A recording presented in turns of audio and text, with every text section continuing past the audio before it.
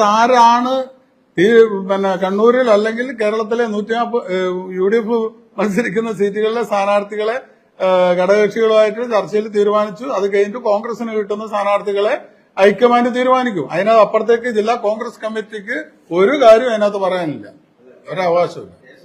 പിന്നെ ഈ നിങ്ങൾ അന്ന് ചോദിച്ച പോലെ ചോദിച്ചോണ്ടിരുന്നിട്ട് എന്റെ അടുത്തൊന്നും കിട്ടും നിങ്ങളെ ഒരു ധാരണ. അല്ല, ആ രീതിയിലേക്ക് ചർച്ചയൊന്നും ഇതുവരെ ചെയ്തിട്ടില്ല.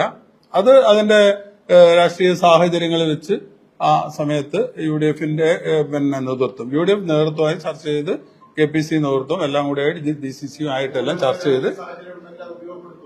അല്ലേ, രാഷ്ട്രീയം എന്ന് പറയുന്നത് തെരഞ്ഞെടുപ്പ് രാഷ്ട്രീയം എന്താണ്? നമ്മള് സാധ്യതകളെ ഉപയോഗിക്കുകയാണ്.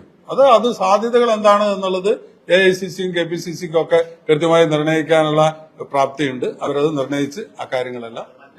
അല്ല, ഞാൻ ഇതിനകത്ത് നമ്മളിതെല്ലാം പറയുമ്പോഴും KPCC പ്രസിഡന്റ് പറയുന്നതല്ലേ കേരളത്തിന്റെ ആധികാരികമായി. KPCC പ്രസിഡന്റും പറഞ്ഞിട്ടുണ്ട് ഇതിന്റെ ആരും സ്വയം സ്ഥാനാർത്ഥി.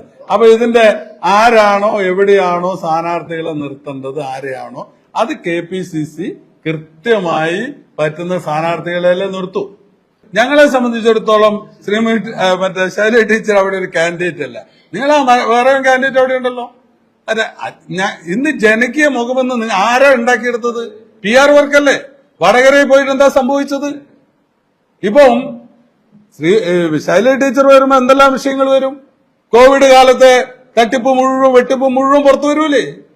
പിന്നെ നിങ്ങൾ ഈ വലിയ ജനകീയ മുഖം ആർക്കാണ് ജനകീയ മുഖം? അങ്ങനെ ഒരു ജനകീയ മുഖമായി നമ്മൾ കണ്ടിട്ടില്ല. അതേസമയം മറുസ്ഥാനത്തുള്ള സ്ഥാനാർത്ഥി ആരാണ്? അതൊരു ജനകീയ മുഖം തന്നെയാണ്. ആർക്കും ഒരു പരാതിയും ഒന്നും പറയാൻ പറ്റാത്ത ജനകീയനായിട്ടുള്ള. അല്ല, കുഞ്ഞികൃഷ്ണൻ മത്സരിച്ച് CPM വോട്ട് മേടിക്കൂലേ? ഉറപ്പല്ലേ? എന്താ സംശയമുണ്ടോ? കുഞ്ഞികൃഷ്ണൻ മത്സരിച്ചാൽ കുഞ്ഞികൃഷ്ണൻ വോട്ട് കിട്ടും CPM. ബാക്കി കാര്യം പിന്നീടല്ലേ.